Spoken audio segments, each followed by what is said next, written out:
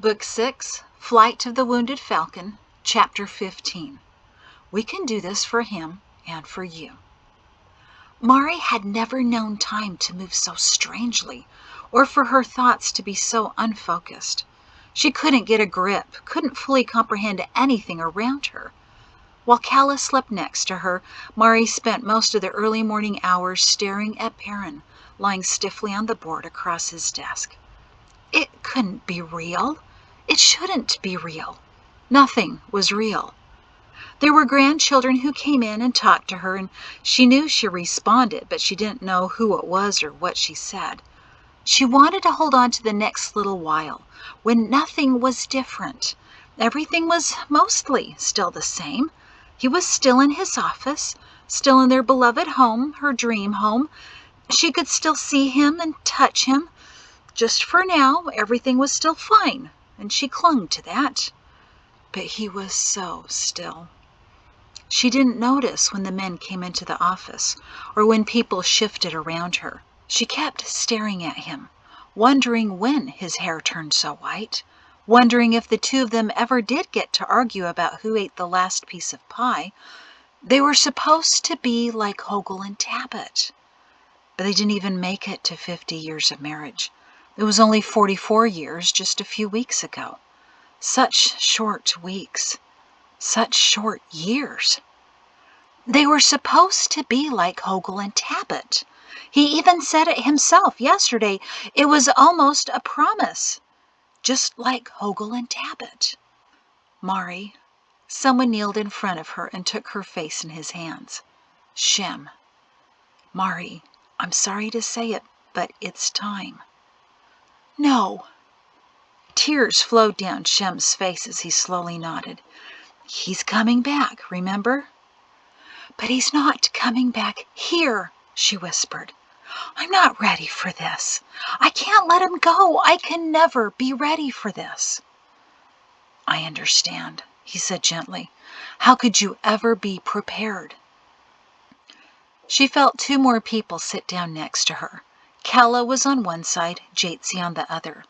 Lilla stood behind Shem, her handkerchief drenched and clenched in her fist. She knew that it didn't matter that she wasn't ready.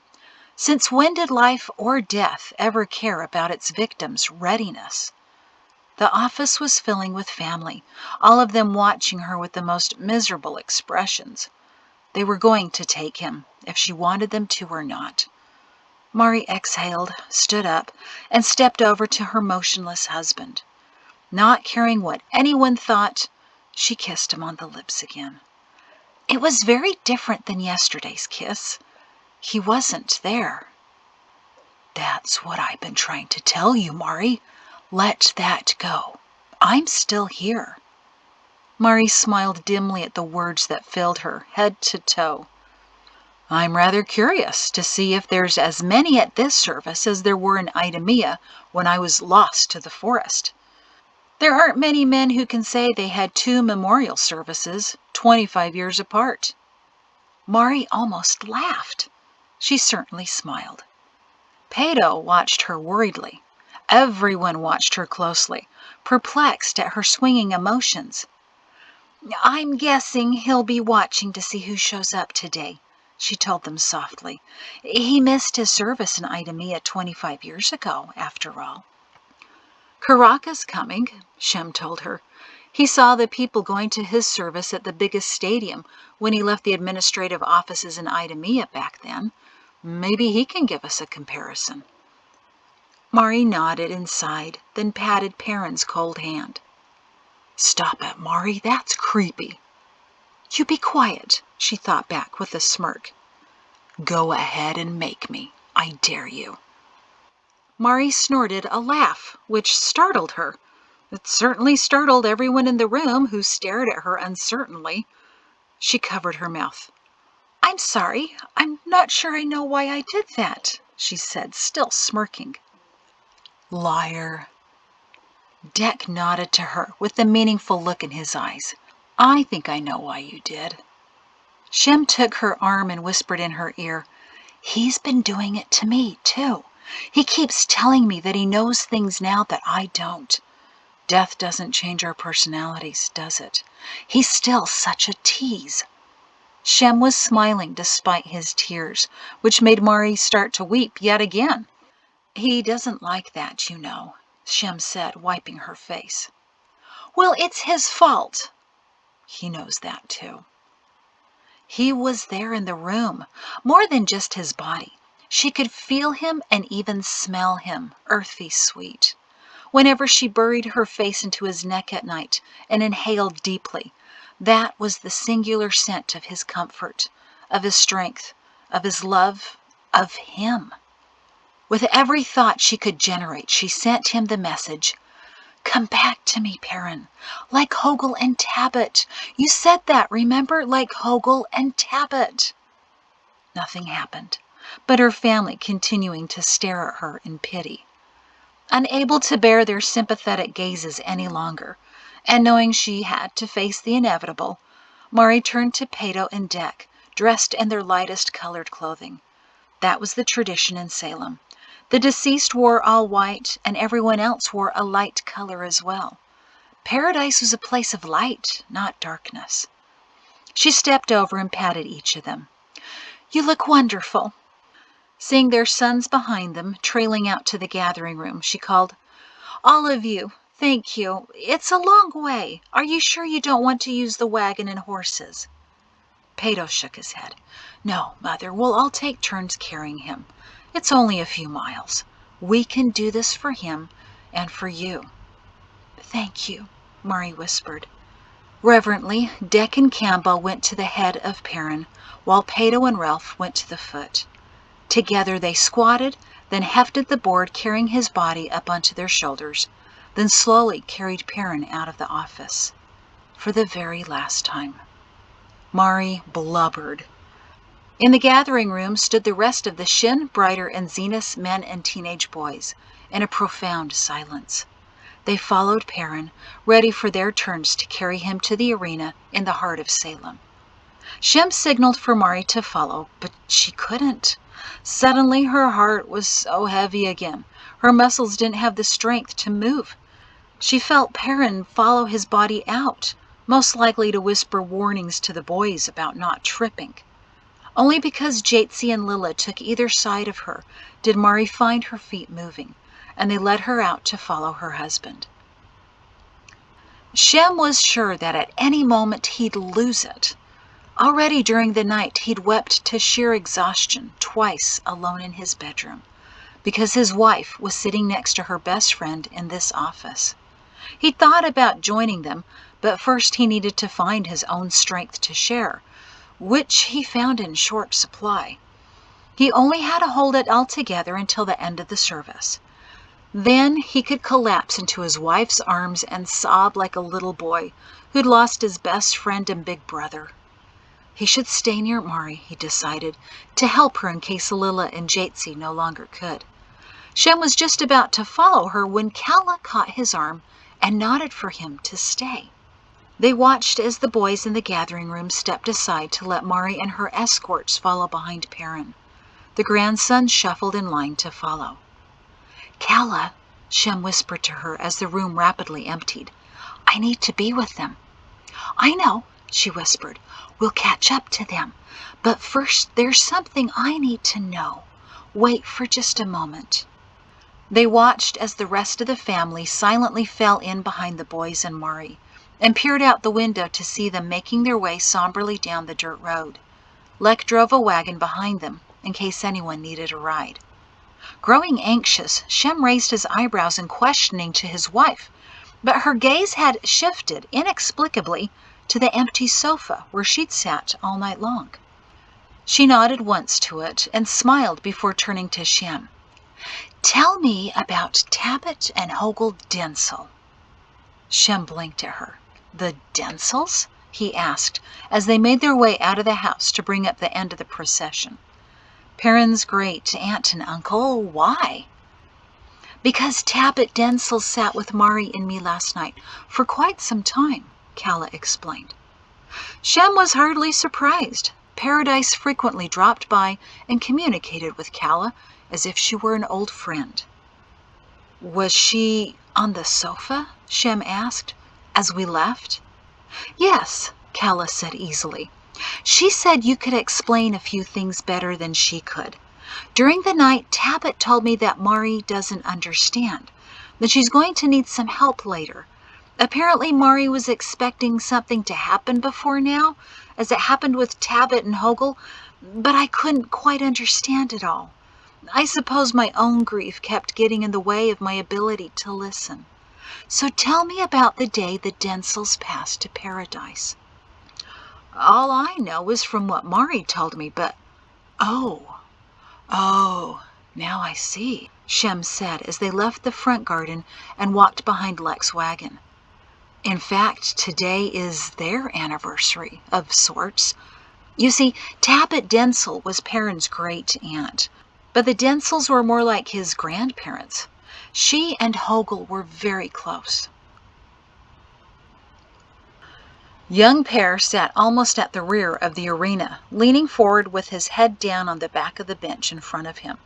The rest of the family were in chairs and benches set up near Pugga's body at the large center stage, talking quietly with those who came to say goodbye. The great-grandchildren wandered around the empty stage, not quite sure what was going on, but feeling the heaviness of the day and behaving surprisingly well. Young Per glanced up occasionally and sighed. The line to see his grandfather wove all the way to the back and out the doors. The memorial service would never start on time at this rate, and the arena was filling up with those who'd already passed his body. People had lined the road as their procession made its way into the heart of Salem. Then all of them fell in line behind the family so that thousands arrived at the arena together. This could take all afternoon. He put his head back down, exhausted. Maybe he didn't sleep so well last night. Maybe Boscos was right. He wasn't completely recovered from his fall off the school. Digging this morning didn't help either. Whatever it was, young Per felt a dark brooding that made him want to lie down on the floor and go back to sleep. In an attempt to stay awake, he listened to the conversations that drifted past him. I can't believe he's gone. It was so fast. Mrs. Shin certainly seems to be struggling, doesn't she? Poor woman. She's smiling one moment, then weeping the next. What are we going to do for a general now? I don't know. I heard some suggesting that Rector Shin should be given the position. A couple of bodies sat down on a vacant bench a few rows behind young Per. Well, certainly he should have the position. Peido Shin has done as much to secure Salem as his father has, but what about the title? The voice sounded as if it came from a younger man. I don't know that he needs the title of general, said a man who sounded older.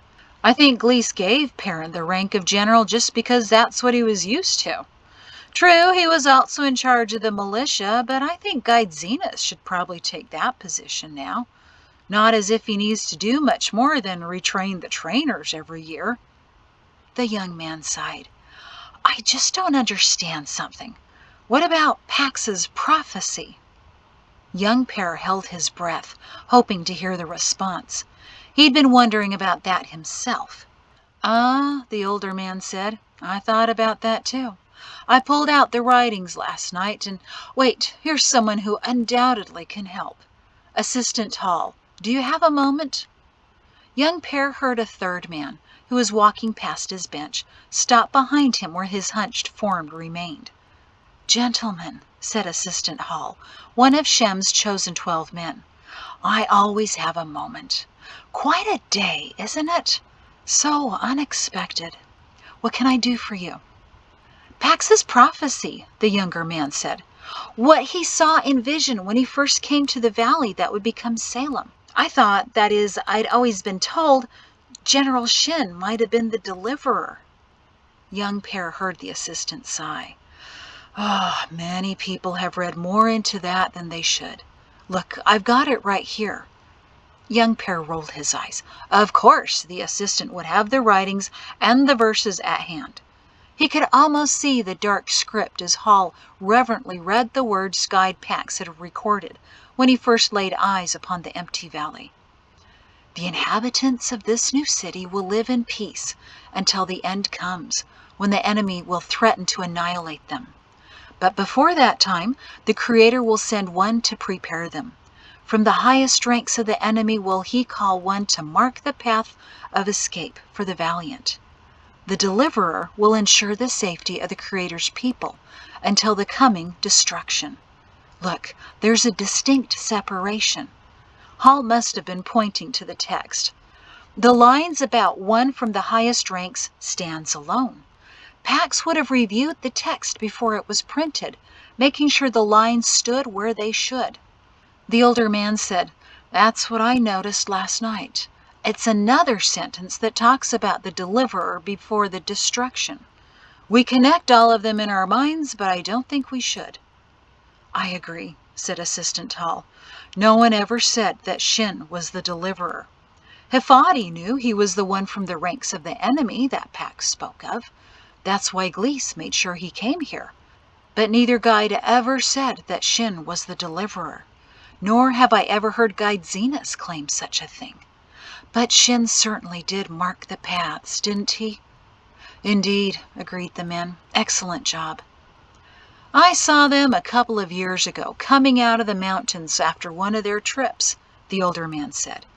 "Perrin was in the lead, looking as strong and healthy as a 20-year-old. He had one of the smaller children on his shoulders. The boy was sound asleep, flopped awkwardly over Perrin's head. Sweetest thing I ever saw. Not that I was about to tell General Shin that he looked sweet." The three men chuckled softly. "I saw him less than 2 weeks ago," the younger man said. "He was helping to carry home that unconscious grandson of theirs." Young Pear bristled at the tone of his voice and clenched a fist when he heard the other 2 men scoff quietly. "And I thought he probably could have carried that troublesome boy all by himself. That's why I can't believe he went so quickly." The man's voice became quieter. "He was so strong." "But he was 72, Assistant Hall reminded. "I thought he could have lasted another 10 or even 20 years. I was really hoping to see him lead our people to the temple ruin. I used to imagine it when I was a boy," the younger man said, sounding wistful. "I used to think it must be getting closer to the day the older he became. I was expecting the last day to be within the next few years, but now—" "I know what you mean, Assistant Hall, that we misread the writings to mean what we hope they mean.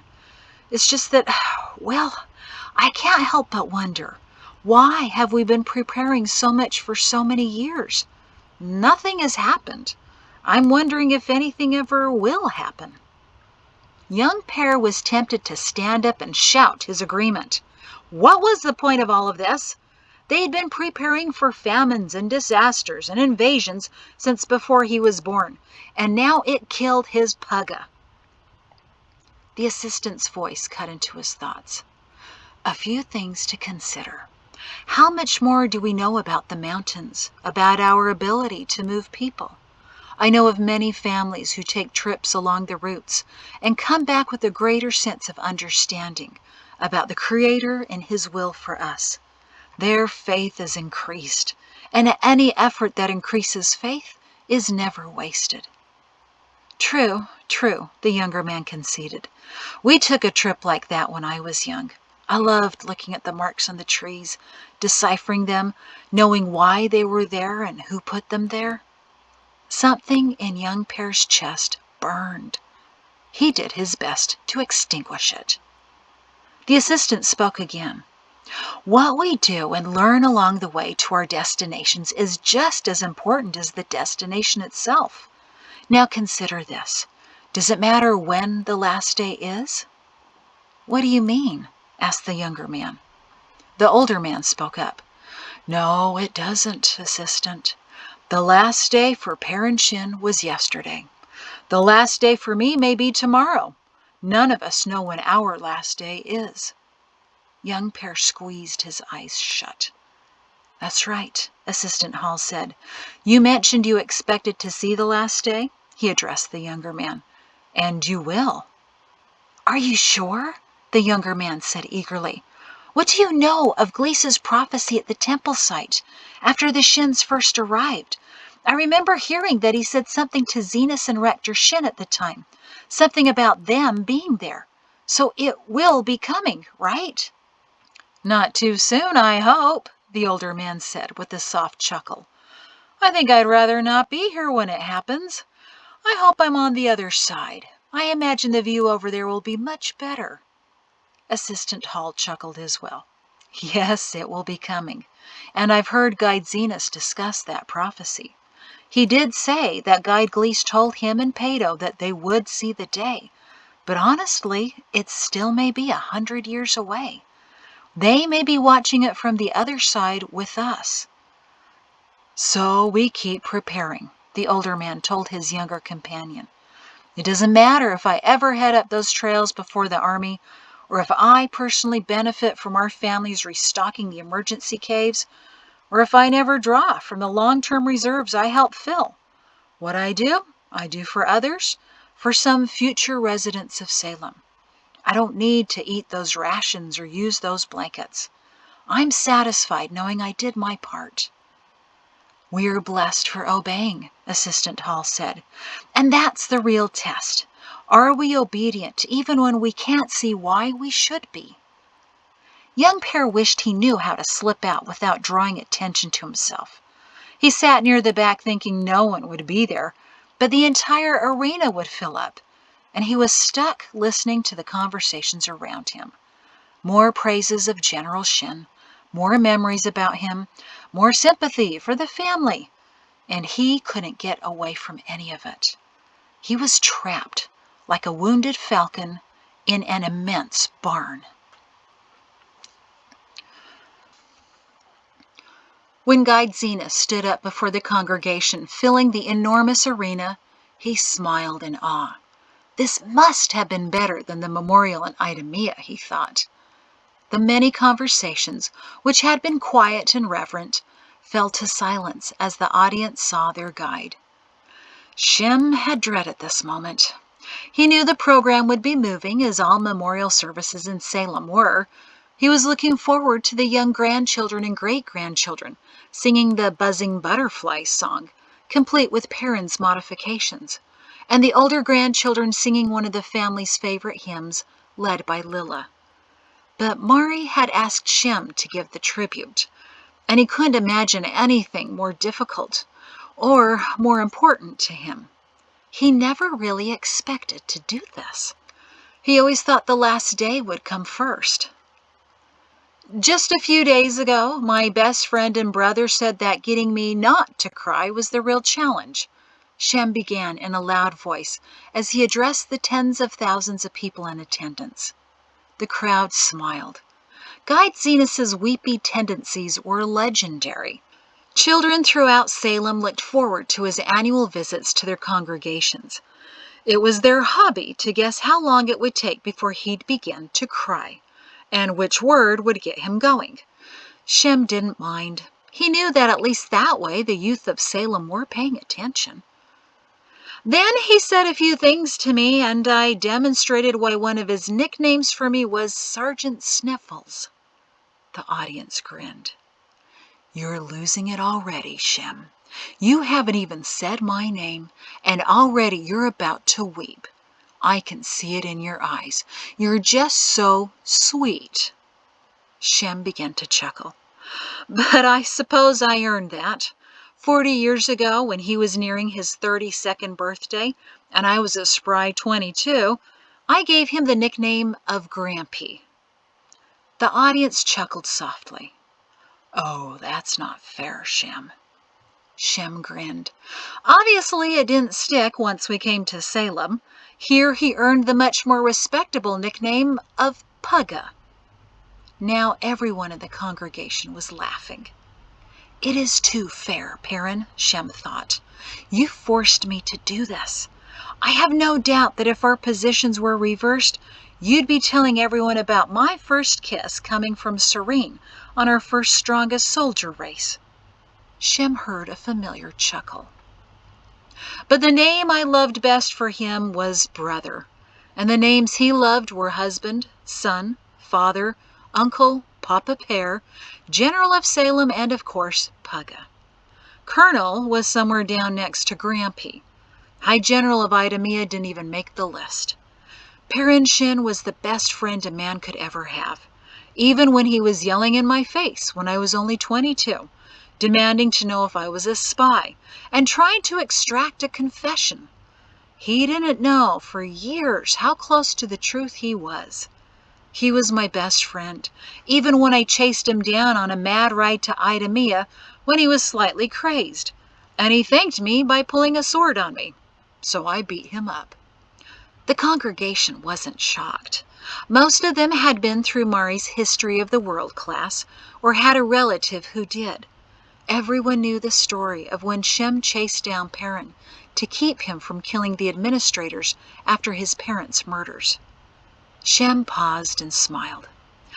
I've always been a little vainly proud of that, I must confess.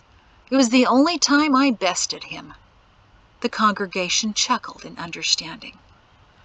I was at a bit of a disadvantage at the time, being overcome with grief, but I notice you're not mentioning that.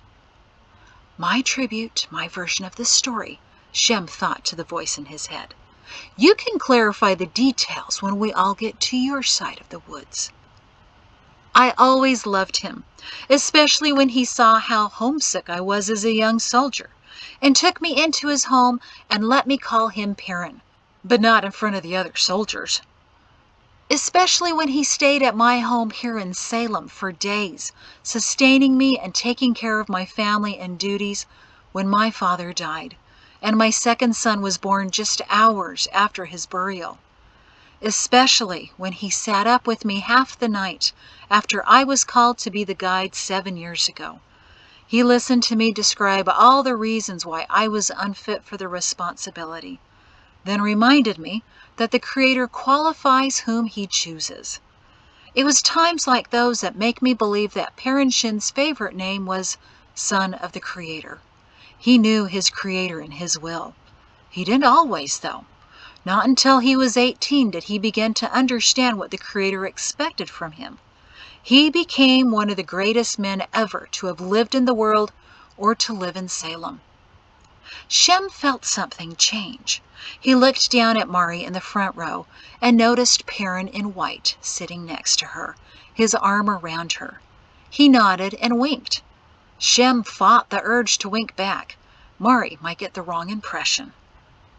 Perrin Shin was born in the village of Pools on the 51st day of harvest, 291, the only child of Ralph and Joriana Shin. He was named a version of his grandfather's name, Per Shin. Shem was rather impressed with himself. He didn't start sniffling until the 3rd story, but it wasn't the story that got to him. It happened when he looked down again at Mari and saw Perrin whispering in her ear, trying to comfort her as she alternated between laughing and crying. He wasn't there alone. The rows of the family were far more crowded than anyone else could see. Shem stumbled a bit on his words as he realized that every worthy Shin, Pato, and brighter ancestor was sitting next to his or her namesake, except for young Per. As Shem continued to address the crowd, he couldn't see him anywhere with the family.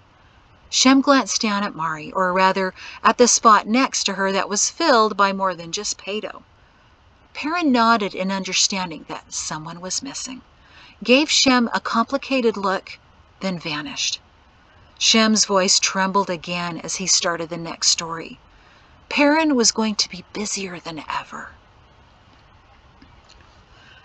As the last song was being sung, mercifully without him, young Per wasn't much for singing, unlike his mother.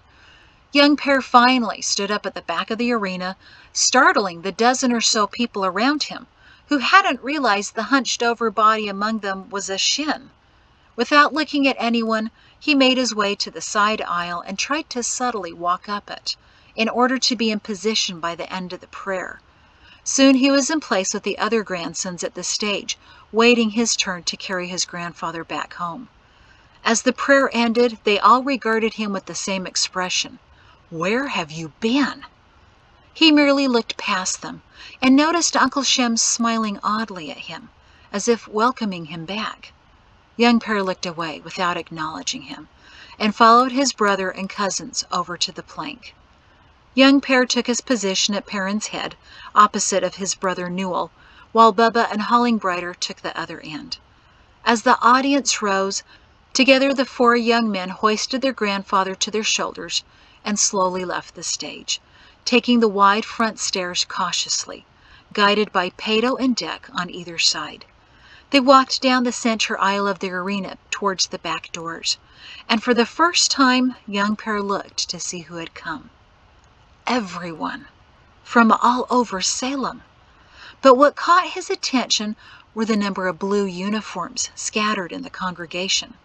They stood out in contrast to the light-colored clothing everyone else wore. There must have been more than 50 men in the army jackets, each standing at attention, saluting the fallen general as he passed. Young Pear found his vision blurring and was grateful for it. He could no longer see their faces, but still he could make out their dark shapes and their salutes. His jaw trembled as he tried to focus on the doors, not on the people lining the aisle. A woman's whisper, however, surprised him. "Chin up, Lieutenant. That's better." He glanced over and saw Mrs. Jordan standing proudly. She didn't look up at General Shin, but kept her eyes on Young Pear. He nodded briefly to her and cleared his throat. Just a little further to go, and it'd be all over. Mari had never felt so weak as she made her way out of the arena, following her husband. Although the pace was slow, she stumbled over her feet, even with Jatesy and Lilla holding her up on either side. When they reached the warm sunshine outside, she knew she couldn't walk the rest of the way home. Calla came over to her. "Mari, come right in the wagon." Lek was already there to help her up to the seat. Calla sat next to her and nodded to Jatesy and Lilla that she would take care of their mother so they could walk with their children. Shem, following the men, smiled encouragingly at his wife. Calla put an arm around Mari and she leaned heavily against her best friend. "How are you holding up?" she asked as the wagon started. "I'm not, Calla. To be honest, I really didn't expect to be here." "What did you expect?" "That he would find a way to come and get you." "Yes," Mari sobbed. "I sat on the sofa waiting for him, but he never came, except to tell me that he loved me, to tease me as they took his body. But he was supposed to, like Hogel came for Tabit after he passed." Startled, Mari sat up and looked at her. "How do you know about that?" Calla smiled sympathetically. "Tabit Densel told me last night.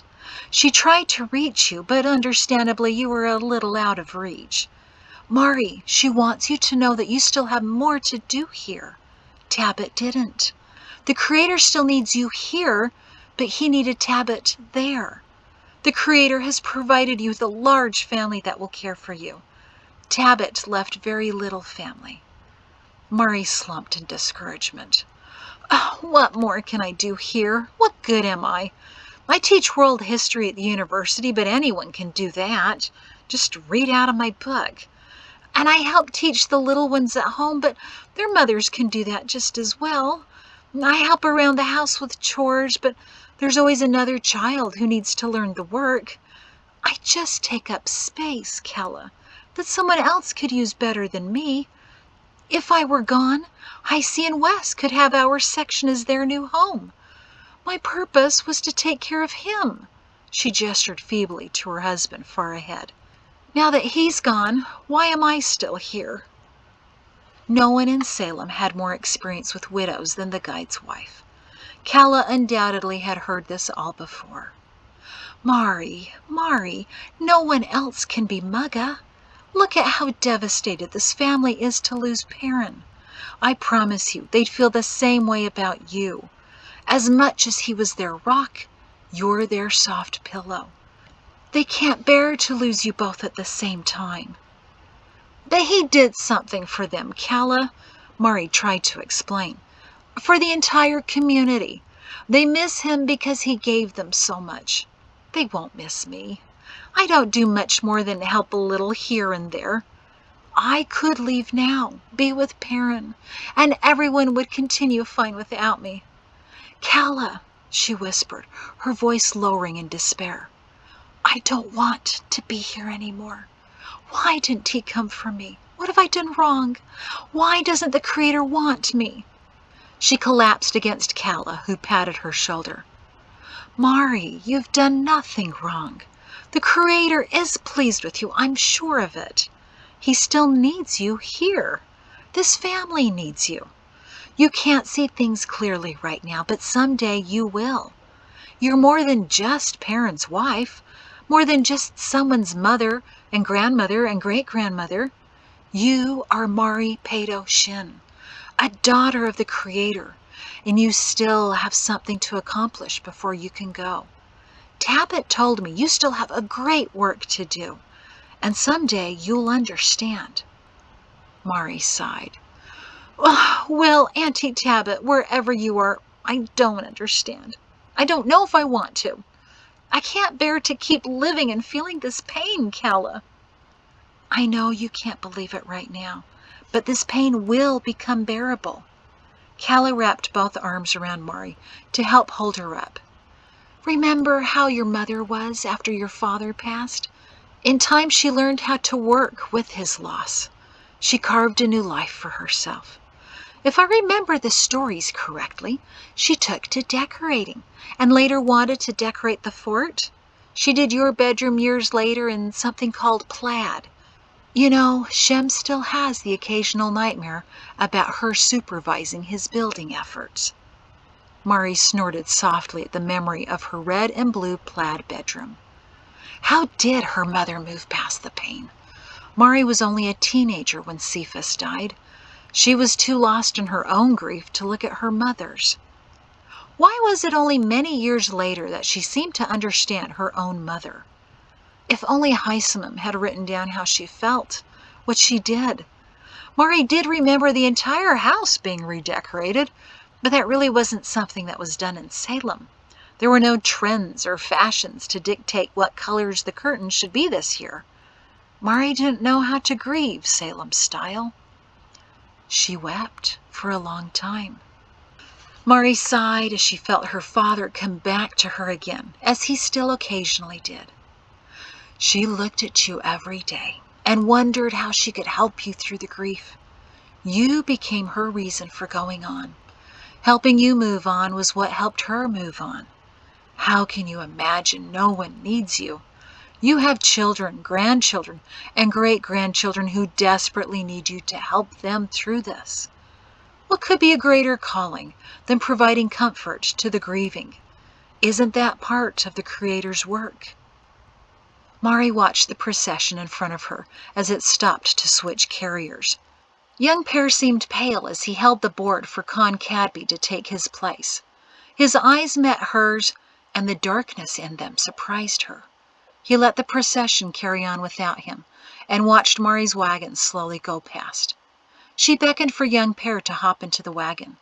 He began to shake his head, then climbed onto the back and lay down in the bed, his arm covering his eyes. You still have plenty of work to do, Mari.